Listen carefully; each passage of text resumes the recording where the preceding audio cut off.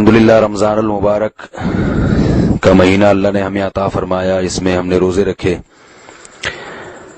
اب جیسے ہی چاند نظر آئے گا، جیسے تراویح ختم ایسے ہی روزے ہی ختم۔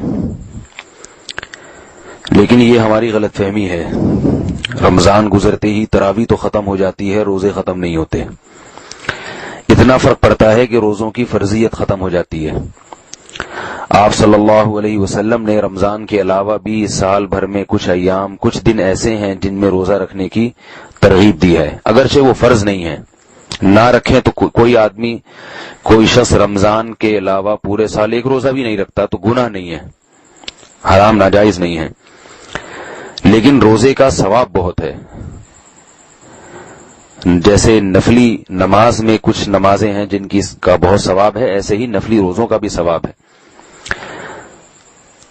حدیث میں ہے، رسول اللہ صلی اللہ علیہ وسلم نے فرمایا، رمضان کے بعد سب سے افضل ترین روزہ محرم کے مہینے کا روزہ ہے، یعنی 9 اور 10 محرم یا 10 اور 11 محرم۔ تو ہمیں اہتمام کرنا چاہیے کہ 10 محرم کا اور 9 محرم کا ہم روزہ رکھیں۔ اور رمضان کے فوراً بعد جو روزے آتے ہیں وہ شوال کے 6 روزے۔ رسول اللہ صلی اللہ علیہ وسلم نے فرمایا، من صام رمضان ثم اتبعہ 6 من شوال کان کصیام الدہر، جس نے رمضان کے روزے رکھے اور اس کے بعد شوال میں 6 روزے رکھے تو یہ ایسے ہے جیسے پورے سال اس نے روزے رکھے۔ تو رمضان ختم ہونے کے بعد اگر ہمت ہو تو شوال میں بھی 6 روزے رکھنے چاہیے، صحیح ہے، مسلم کی حدیث ہے۔ البتہ بعض علماء کہتے ہیں کہ یہ 6 روزے لگاتار نہیں رکھیں بلکہ تقسیم کر کے رکھیں، وہ دونوں طرح سے اختیار ہے۔ پورے شوال میں آپ کسی بھی دن 6 روزے رکھ سکتے ہیں، یعنی ضروری نہیں ہے کہ لگاتار 6 روزے کریں، بلکہ ایک ہفتے میں 2 روزے رکھ لیے، پھر اگلے ہفتے میں 1 رکھ لیا، اس طرح کر کے تقسیم کر کے بھی شوال کا مہینہ گزرنے سے پہلے 6 روزے رکھنے کی بہت فضیلت ہے۔ اس کے علاوہ پیر اور جمعرات کو خصوصیت کے ساتھ روزہ رکھنا، اس کی حدیث میں ترغیب وارد ہوئی ہے۔ آپ صلی اللہ علیہ وسلم نے فرمایا کہ پیر اور جمعرات کے دن اعمال اللہ کے ہاں پیش ہوتے ہیں، فَأُحِبُّ أَن يُعْرَضَ عَمَلِي وَأَنَا صَائِمٌ، میں چاہتا ہوں کہ میرا عمل جب اللہ کے سامنے پیش ہو تو میں روزے سے ہوں۔ اور اس دن میں آپ صلی اللہ علیہ وسلم کی ولادت بھی ہوئی، آپ صلی اللہ علیہ وسلم نے اس لیے بھی اس دن میں روزہ رکھا ہے۔ اس میں بہت ساری حکمتیں تھیں، جیسے آپ ربیع الاول پہ جو میرا بیان ہے اس میں میں نے یہ وضاحت کی ہے کہ آپ صلی اللہ علیہ وسلم نے اپنی ولادت کے دن روزہ رکھ کر یہ بتا دیا کہ میری ولادت کے دن کو عید کا دن نہیں قرار دیا جا سکتا، کیونکہ روزہ اور عید جمع نہیں ہوتے، تو یہ حکمت بھی ممکن ہے اس میں ہو۔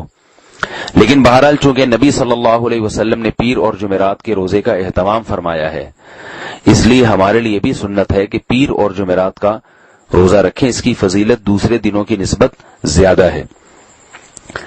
اس کے علاوہ مہینے میں 3 روزے ایام 20 کے، یعنی جب چاند خوب روشن ہوتا ہے، 13، 14 اور 15ویں تاریخ کا چاند، 13ویں کا چاند جب ہو اور اگلے دن 13ویں تاریخ ہو تو 13ویں تاریخ، 14ویں تاریخ اور 15ویں تاریخ، کسی بھی اسلامی مہینے کی 13، 14 اور 15 تاریخ کو 3 روزے جس نے رکھے، حدیث میں آتا ہے رسول اللہ صلی اللہ علیہ وسلم نے فرمایا، صوم 3 ایام من کل شہر صوم الدہر کلہ، متفق علیہ، کہ جس شخص نے ہر مہینے 3 روزے رکھے اسے پورے سال کے روزوں کا ثواب ملے گا۔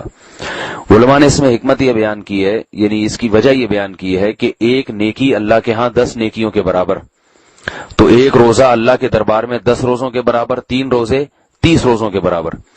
تو جب ہر مہینے میں 3 روزے ہوں گے تو اس کا مطلب اللہ کے ہاں یہ لکھا جائے گا گویا اس نے پورا مہینہ روزہ رکھا ہے، تو ظاہر ہے جب ہر مہینے 3 روزے تو پورے سال روزوں کے برابر اس کو ثواب دیا جائے گا۔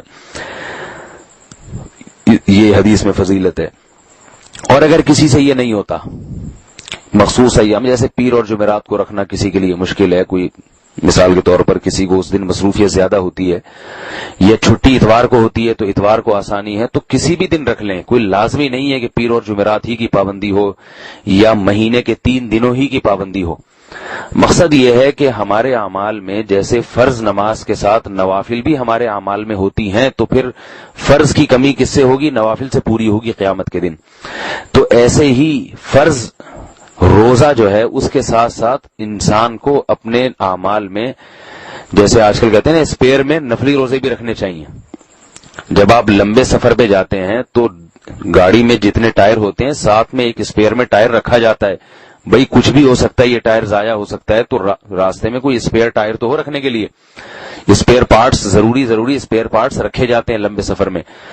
تو آخرت کا جو اتنا لمبا سفر ہے, اس کے لیے بھی جو آخرت کی ہمیشہ کی زندگی ہے, اس میں صرف فرائض پر اکتفا نہیں کرنا چاہیے. فرض روزوں کے ساتھ ہمارے اعمال میں پورے سال میں کچھ نفلی روزے بھی ہونے چاہیے.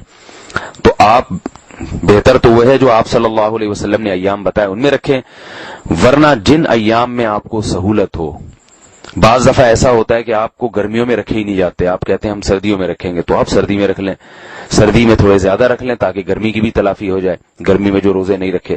تو کسی بھی طرح سے ہو, بہتر تو یہ کہ جو ایام بتائے وہ ہیں, نہیں تو آپ کو جیسے ممکن ہو, جیسے آسانی ہو, روزے ہم سب کو کچھ نہ کچھ رکھنے چاہیے.